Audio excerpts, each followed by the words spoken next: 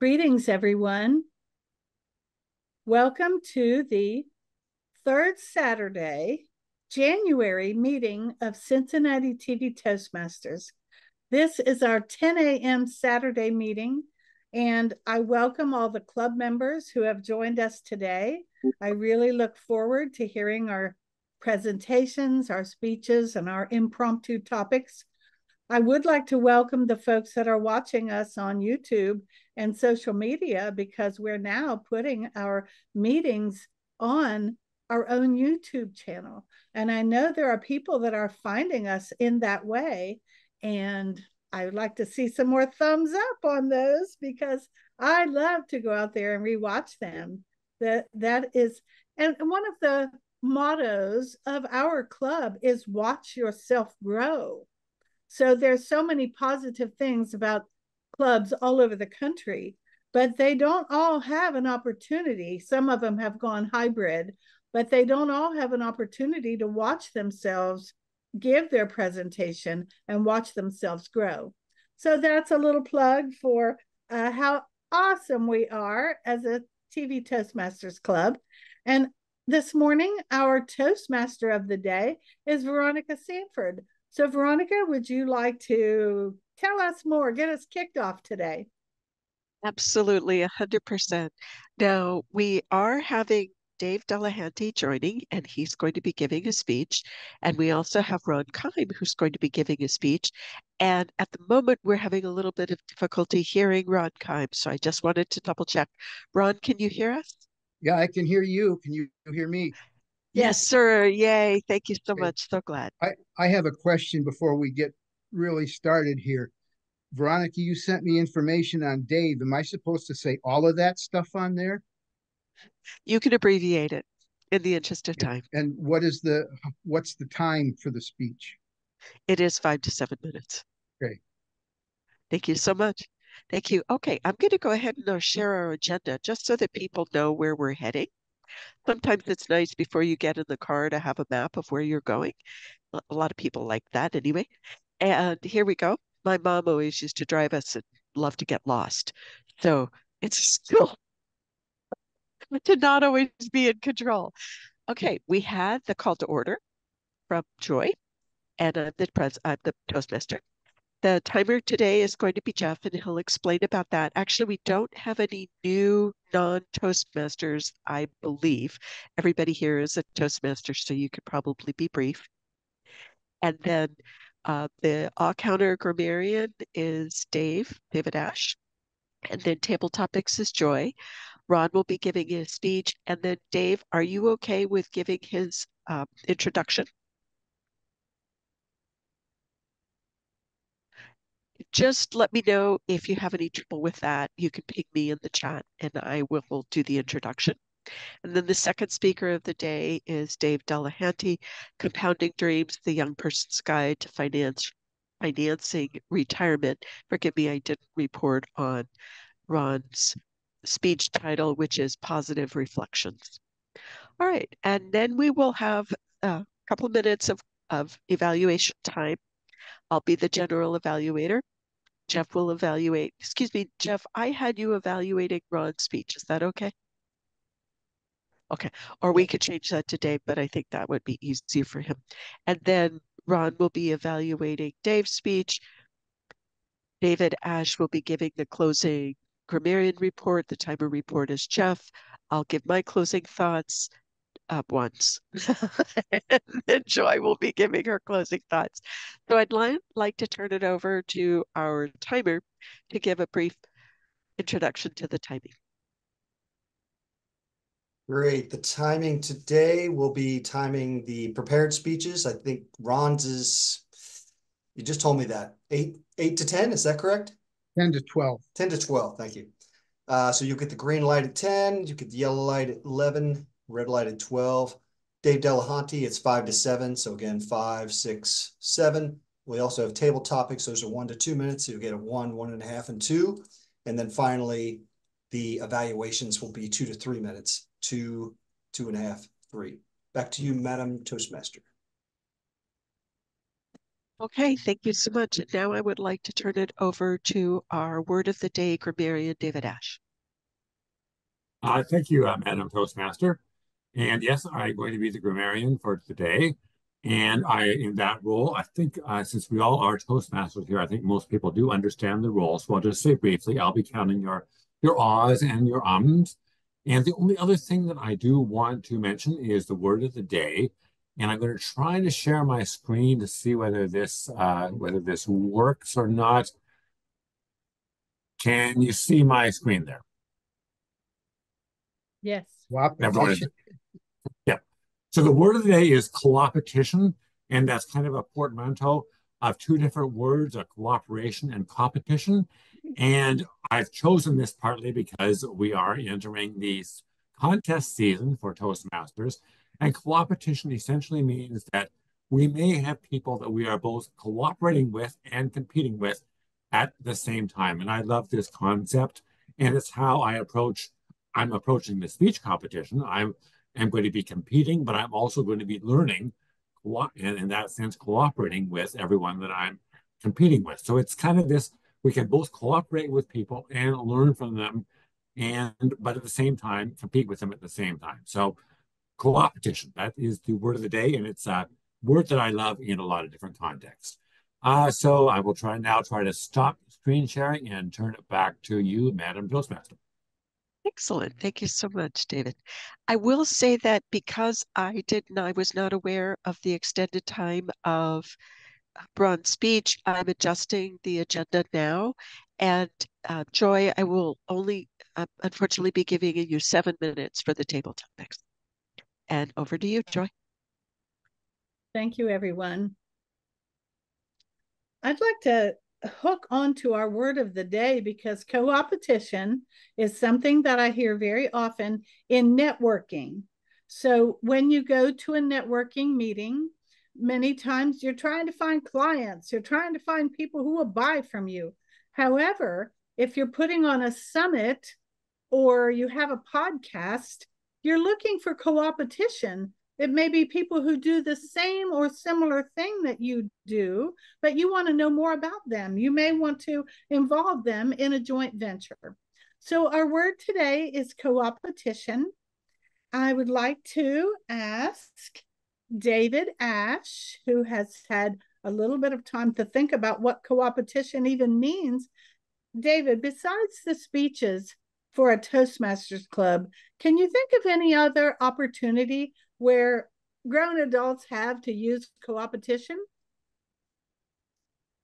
Thank you. I'm not sure in answering that whether we're talking just about, you said outside of Toastmasters competitions. I didn't know if you meant outside of competitions, but elsewhere in Toastmasters or elsewhere in life. So in Toastmasters, I would say we are competing at the club level.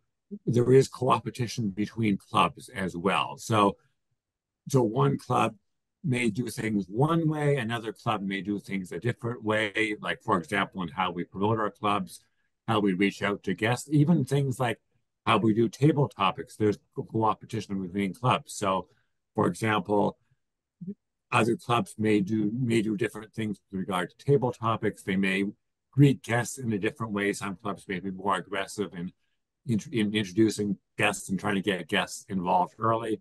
Others may take a more laid-back approach with regard to guests and that sort of thing in a table topics format, not in a club format. So there's definitely coopetition between clubs within Toastmasters.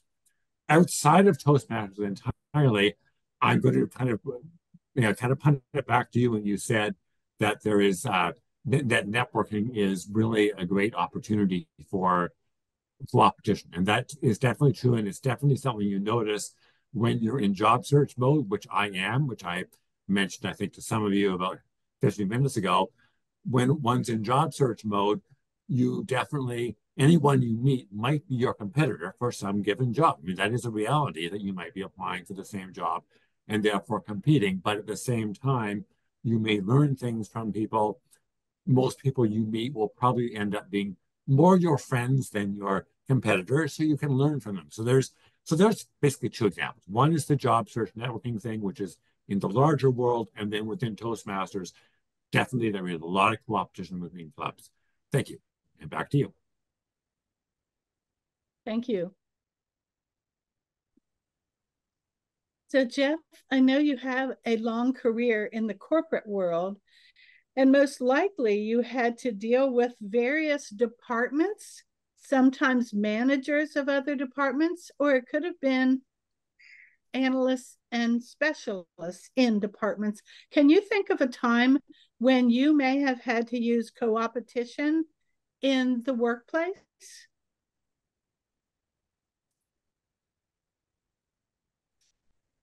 I could think of a couple examples of a co-opetition, not too many in the workplace.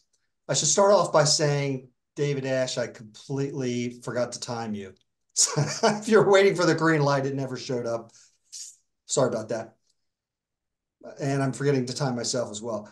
A lot of the companies I've worked for, especially in the tech industry, it's very cutthroat. They have not been cooperative at all. The first company I worked for was Computer Associates, the first major company I worked for, also known as CA Technologies, now known as Broadcom. And they were just kind of a ruthless company. The CEO of that company, Charles Wang, that was his whole vibe, he was just a ruthless in his management. People were fired every year, and that carried down the whole culture of the company was like that. If that's how they were to the internal employees, imagine how they were to their competitors. There was no co-opetition. It was just competition, compete and kill. And that was the mindset. Went to Kroger, not nearly as ruthless, but Kroger's a grocery store for those that maybe on the West Coast. But again, not a lot of co-opetition there either. It's also a ruthless industry. You've got Walmart, Amazon was entering that space, Meijer here in the Cincinnati, Indianapolis area. So again, a lot of competition there. So I haven't really seen it much in the workforce, to be honest with you. Back to you, Madam Table Topics Master. Thank you. And with Table Topics, we always spin the answer to something that we know about. It might not be the exact way the question was asked, so that is absolutely fine. And I'm not too surprised that we didn't find it too much in the corporate world. So I'll ask Veronica in just a little bit different of a way. Veronica, can you think of a situation where co-opetition is to an advantage to both parties? Do you see advantages in people working together, even though they may be in competition? Excellent. Yes, absolutely. I will say that I watched a great movie the other day called Peaceful Warrior. Now, this was an old film, probably 20 years at least, and it was based on the book Way of the Peaceful Warrior, and it was about a gymnast. And the gymnast gets into a terrible car accident, long story, and has to deal with recovery, but still is very much an enthusiastic gymnast. And it's based upon a true story. That said, teammates on the same team, while they were competing with each other, and they were competing obviously with other teams as they moved towards the Olympics, they were cooperative. Excuse me, I'm working on the word. They experienced coopetition because they were friends. They were high school friends. They were college friends, and they continued to help grow in that way. Back to you, Madam Table Topics Master. Thank you. Do I have time for one more? No, ma'am. All right. Well, I enjoy Table Topics so much, but back to you, Madam Toastmaster of the Day. Thank you, everyone. Thank you. All right. I'd now like to turn it over to Jeff Vaught, who's going to be the evaluator for Ron Keim, and to read Ron Keim's introduction and speech title, if you would be so kind, Jeff. And you're on mute. Yeah, I am not very prepared today because I don't have that in front of me. I apologize. Okay, Do you have it? Would you like? Absolutely. Happy to. All right. And I'm going to actually share my screens So in case people are reading faster than I can speak, let me share my screen. Bear one moment. Here we go. And can you see my screen? Yes. Okay. And I think in order for me to actually read that, I need to close that out and share it in this way. And then I'll be able to see it. And the title of Ron's speech, which is going to be 10 to 12 minutes, is Positive Reflections. Today's first speaker is Ron Keim. This is his first speech over a year after taking a hiatus from Toastmasters. After discovering that he did not get credit for completing his visionary communications path, he found that there was a speech he had not completed. It is a 10 to 12-minute speech where Ron is to reflect on the growth during completion of the path. Please welcome him as he presents his speech, Ron Keim. Positive Reflections, Ron Keim.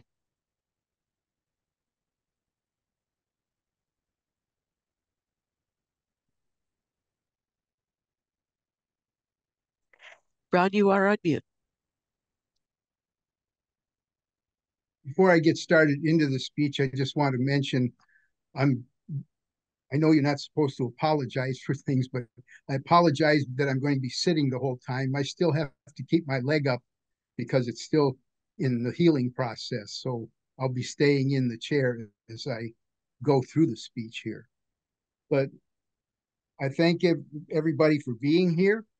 And I have a question. Since I was away for a while from Toastmasters, and I'm not sure what paths everybody has taken during the time that I was gone, I just want to ask, how many of you have taken on the, forgetting the name, the path that I'm on right now? Do you mean visionary communication? Visionary, I couldn't remember the word visionary. Visionary communication. Has anybody taken that one on yet? No? Well, I would recommend for all of you to make that a goal sometime in the not too distant future if you're able to do that. It's an excellent, excellent path, and I'll be explaining a lot of it as we go through this, just so you can see some of the advantages that taking that path is going to be. I'm going to share my screen and show a PowerPoint presentation.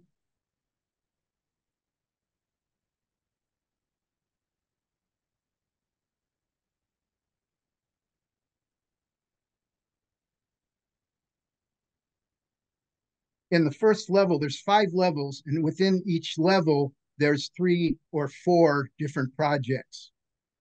In this one, the foundational project is, or the 3 things that are on this one under that level are pretty much the same as many of the other paths, where you have to give an icebreaker speech, you have to get evaluated and give evaluations and how to apply the different feedback you get. And then it also talks about doing research and how to do the research for whatever topic you're going to be talking about in speeches and so forth. Those are pretty common to every pathway for the first level. Second level, these are also kind of common, where you discover what your leadership style might be, what your communication style might be, and how to even combine the different styles within those 2 leadership and communication styles to enhance what you are going to be giving speeches on or what you're leading in. And then the introduction to Toastmasters mentoring is important. I don't know how much it comes up nowadays because I haven't gotten involved in it, but mentoring was never, it was brought up and saying how important it was, but it wasn't something that was constantly mentioned. And I think it's something that needs to be. So introduction to mentoring and what a protege is versus the mentor. Level 3 is where it really started getting into what the project was all about, what the whole path was all about. Here within this, you had certain required parts of the project, and then you had electives you could choose from. And the requirement in level 3 was to develop a communication plan, which is important for pretty much anybody. especially if you're going to be giving a speech, if you're going to be leading a group, whatever, you need to know what you want to say and how you want to say it. And that can change depending on the type of audience you have. Then the elective projects, using presentation software. I had used this as an election because of the fact that I was an aircraft maintenance training instructor. And we as instructors put together all our own classes, and we used PowerPoint a lot.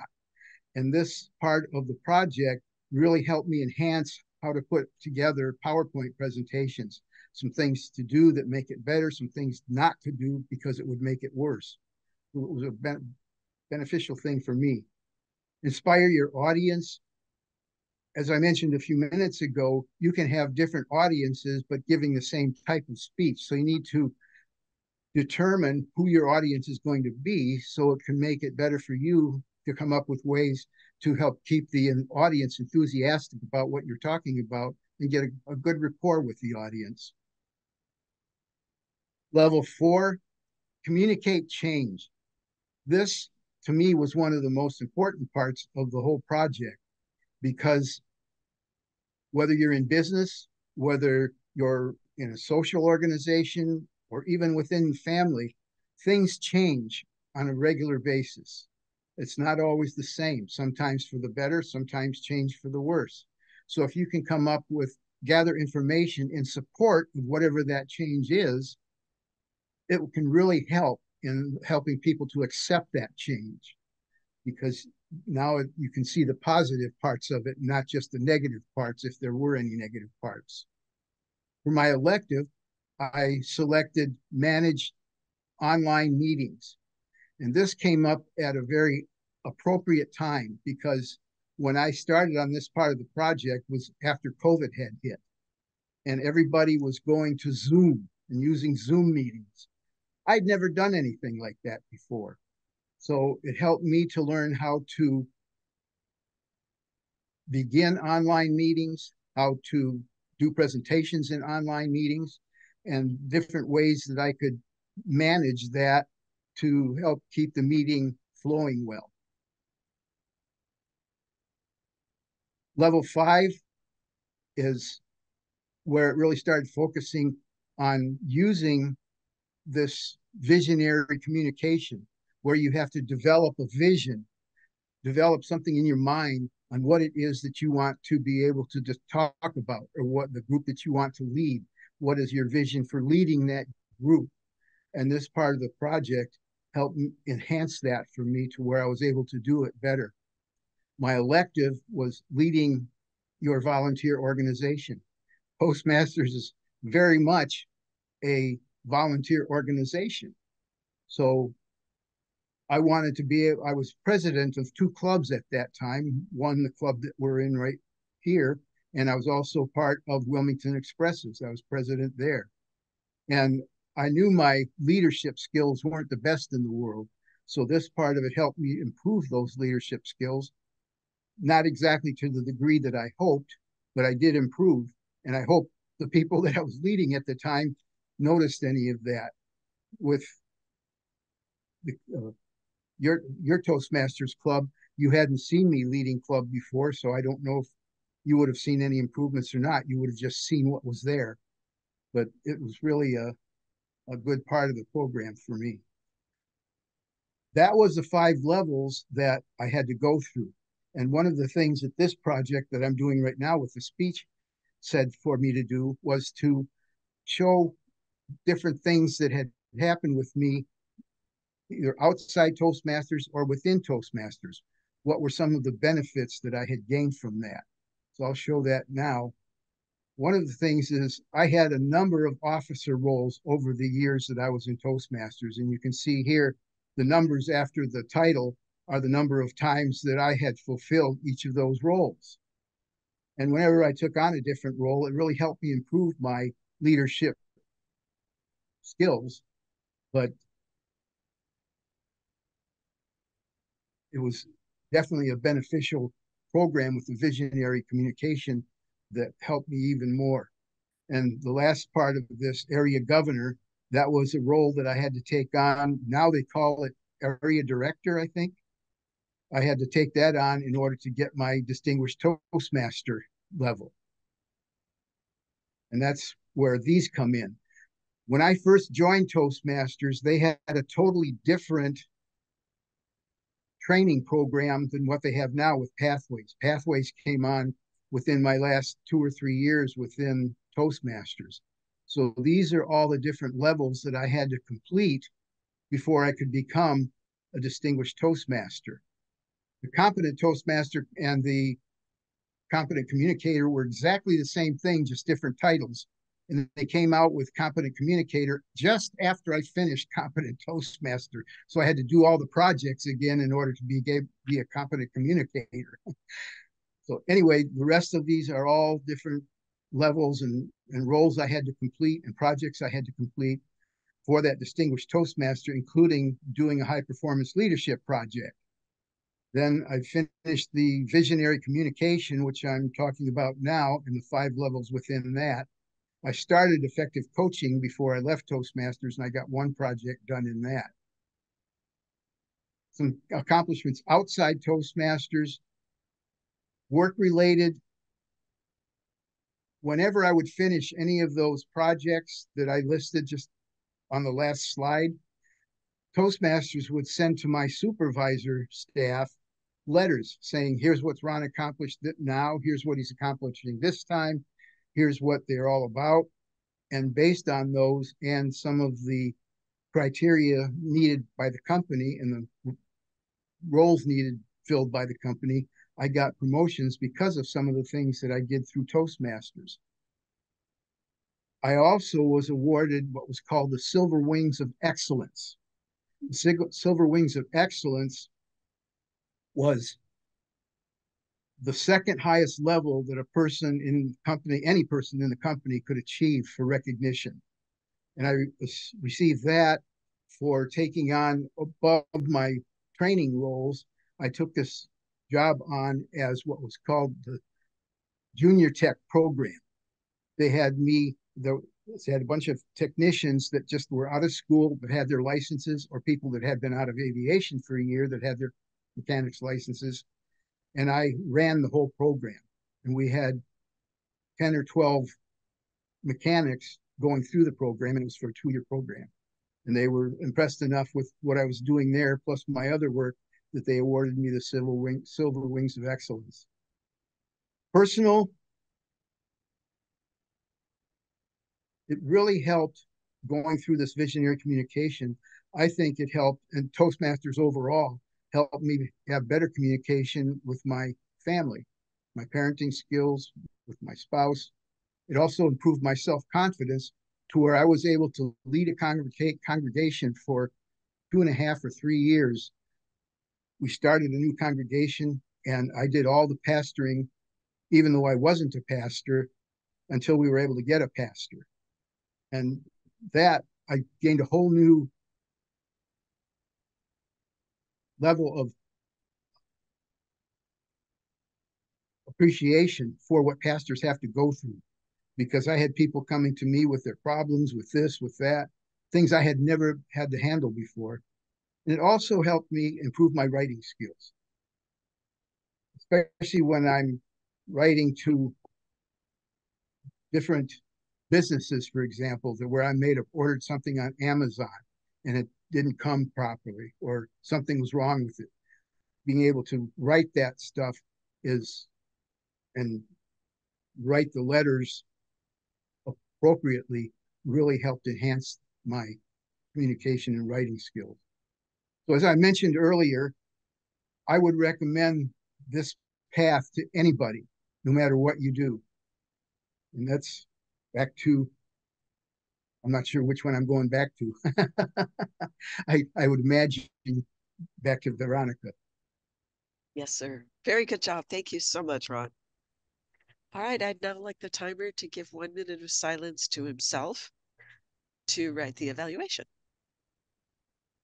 We can move on. Okay. Yes, thank you so much. And I was on mute. And Ron, are you prepared to introduce David's speech? Dave Delehanty's speech? I'll do the best I can. Dave's been a member of your club for a number of years now, and he's going to be doing a speech on financial literacy. His speech title is Compounding Dreams, the young person's guide to retirement. It's a 5 to 7 minute speech, and I look forward to hearing it because the speeches always go over quite well. You please listen to Dave as he gives his speech. Dave Delehanty, Compounding Dreams, the Young Person's Guide to Financing. The Young Person's Guide to Financing, Dave Delehanty. Thank you, Ron, and good morning, Madam Toastmaster and fellow Toastmasters and guests. As I began preparing for retirement 12 months before I actually did, I discovered a shocking thing, and I found that most Americans are financially broke. 63% can't even cover a $500 emergency. 58% are living paycheck to paycheck, and over 50% don't have any retirement savings. Planning for retirement is a personal responsibility. It takes a lifetime to build a retirement nest egg, and it should begin with the first job and the first paycheck. The younger you begin saving for retirement, the greater financial success you'll have in retirement. It's like buying time. The younger you begin, the cheaper it is, and the older you get, the more it costs. The first 15 years of saving for retirement, you won't see much growth. Between 15 to 30 years, you'll begin to draw some traction and you'll have a moderate growth. In years 30 to 40 is when your greatest accumulation of savings will take place.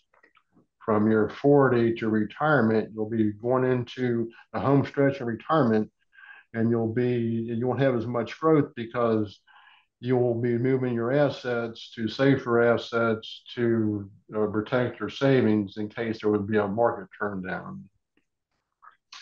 You may say it's hard to save money even in a revolving checking account or a saving account rather than a saving or a retirement account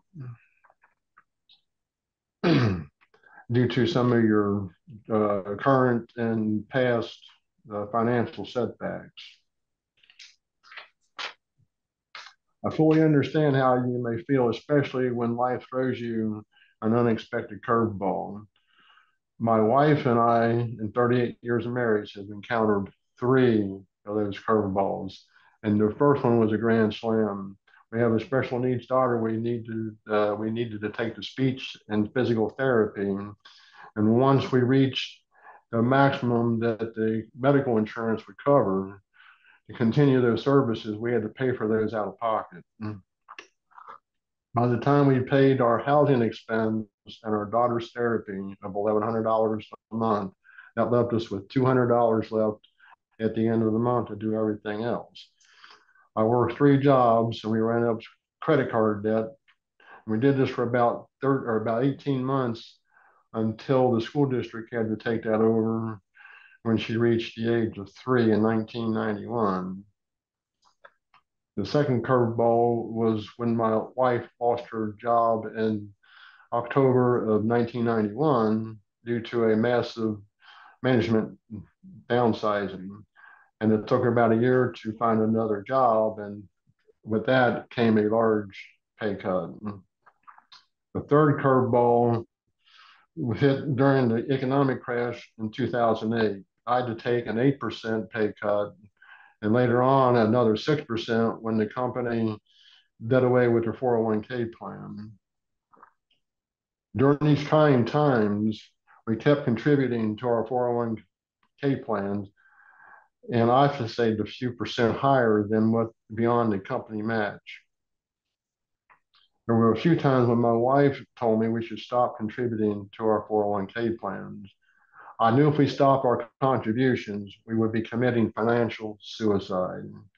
I asked my wife this question: if you can't eat today, how will you eat tomorrow? If I had to grade our success in retirement planning, I would give us a B plus. And if we were started 10 years sooner, a double A plus. As you can see, 10 years can make a huge difference. I was driven by three things to save for retirement. One, I have a daughter that I had to provide for beyond my years.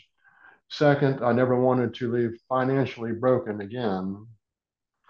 Third, I got a glimpse of what our future healthcare costs would be 35 years ago, and it's everything and more of what I thought it would be.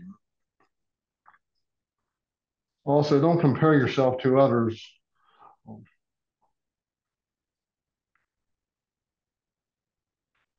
As I close, I must tell you, it's never too late to start for retirement.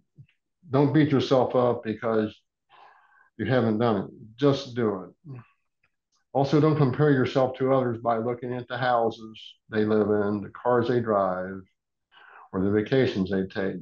In other words, don't judge a book by its cover. I read a story in a financial magazine of a woman who wrote in seeking retirement advice. Her husband was 63 and she was 61, and they had no retirement savings. She continued on with they were a one income family with three sons, and they put the three sons through college. So that tells me that her husband had an above average income, being a one income family. She later on said that one of her sons had a mental illness, and that had him in and out of counseling and rehab centers, and eventually he took his own life. And that part really touched me. And she went on with her story, and she continued on with her story, and she disclosed the type of career her husband had and his income. Her husband was a head of a law firm making over $500,000 a year. I fell off my chair because I couldn't understand why a couple that had a modest income be better prepared for retirement than a couple that's in the top 2% income bracket. This is what I mean by saying don't judge a book by its cover. The cover might look very impressive, but what lies between the covers might be a complete disaster.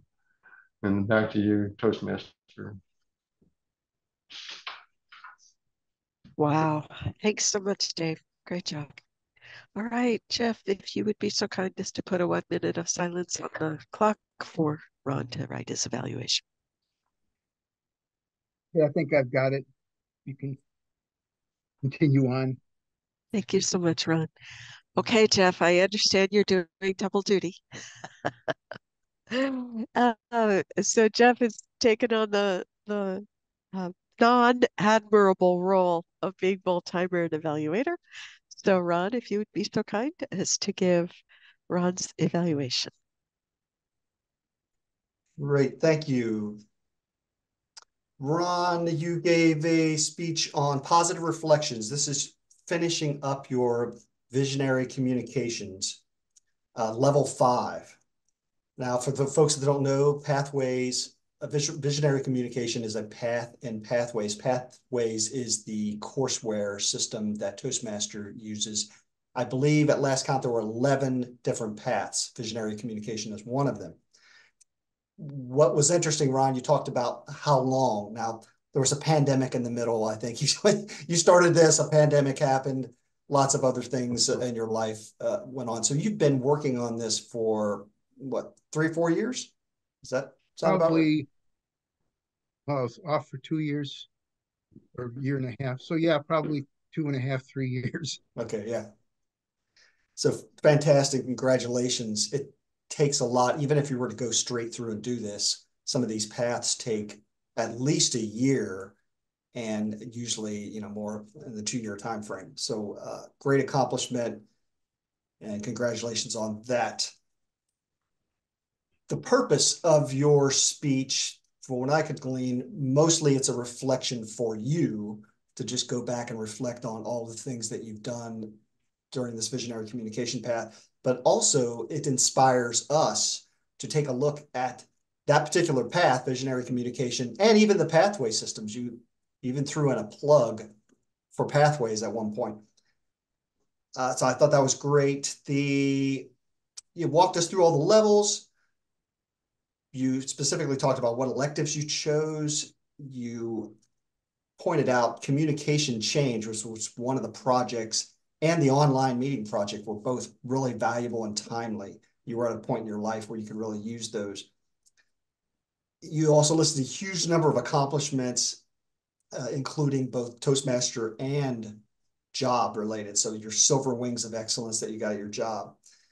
Your delivery was smooth as always. The fact that you were sitting, you were still able to use emphatic gestures. So I thought the delivery was really nice. The only point that I would mention that maybe where you could improve, you listed all the accomplishments first. I'm sorry, you actually went through the visionary communication first, all of the different projects, and then you listed your accomplishments separate, and you kind of left us to figure out how to tie those two things together. So I think you could tie it a little tighter together. Like, this is how visionary communication helped me achieve this particular accomplishment. Other than that, I thought it was great. One thing you said, Ron, every time I took on a leadership role, I learned something. So I think we learned that Ron is somebody that is not afraid to take on a challenge, and Toastmasters gives him the confidence to be able to take on those challenges. Back to you, Madam Evaluator. Yes, excellent. Very good. Thank you so much, Jeff. Okay, Ron, are you up for giving Dave his evaluation? Yes. Thank you. Dave, your speech title fit very well with the speech that you gave, compounding. I can't even read my own writing. Dreams. Anyway, the title fit well. When I wrote it so quickly, I can't read what I wrote. But you did well with a lot of different things within the speech. You gave great statistics on what can happen if people don't save, and how many people, at least through research, how many people haven't been saving, and some of the dramatic things that can happen if they don't. And even if you do save, what I liked is how you related that even if you do save, things are going to come along that might really help decrease that savings and take money that you don't really want to take away from it, but have to do it anyway. My wife and I kind of went through that. We didn't start our savings 401k until midlife, and we were able to save, but then a lot of financial issues came along, like what you were talking about, and it took a lot of the savings that we had away. We didn't spend it, it just dropped because of the economy. So I like that. Some things that I would look at to try and improve on. I noticed you were, and I could hear you turning pages, you were reading notes. Try and get enough practice in where you don't really need the notes. I think that would be one benefit. And when you are looking at the notes like that, you're not looking as much at the audience. So the eye contact wasn't as good as it probably could have been. But those are the only two things that I saw, because your clarity was great. Your eye contact was fairly good. The gestures that you gave, I didn't really notice any gestures because you were using your hands in that to turn the pages, but you kept the audience aware. You kept everybody interested in what you were saying. Your comfort level with the subject was very good, and you at least kept my interest, and I would think everybody else's interest as well.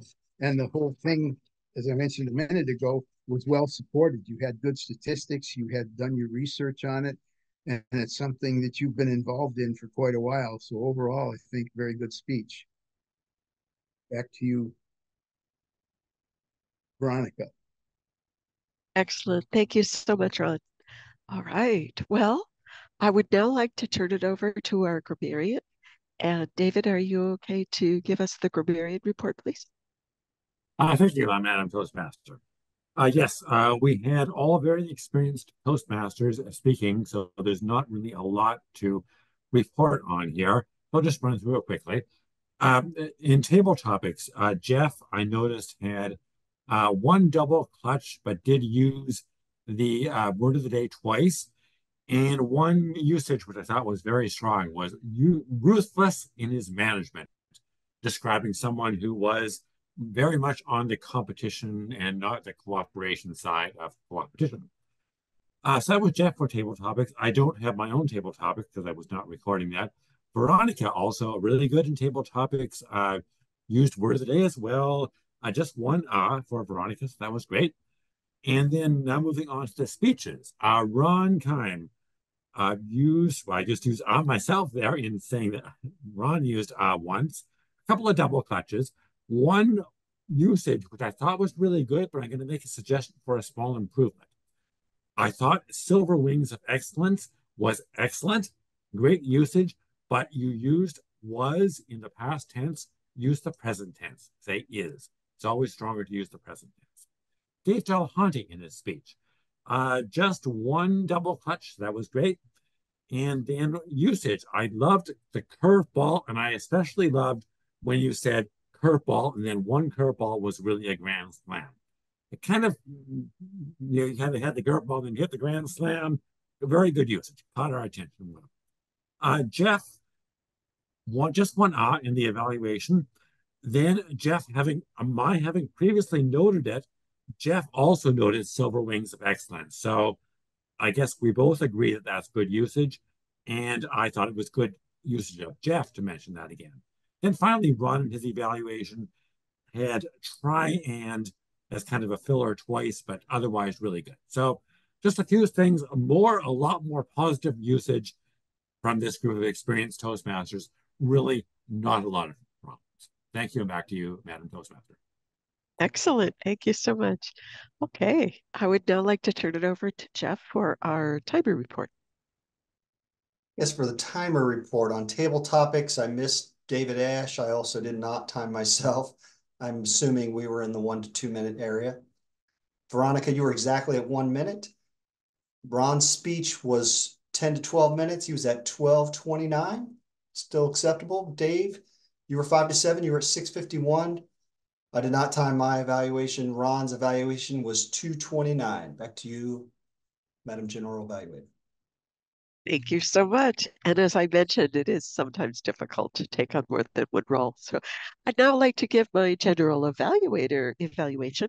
I will say that Ron is a super duper experienced speaker. I can't add a single thing to add to that. I really like that I was able to see your picture and you speaking as well as your slides. I thought you did the summary of slides, the summary of that project just in a supremely good way.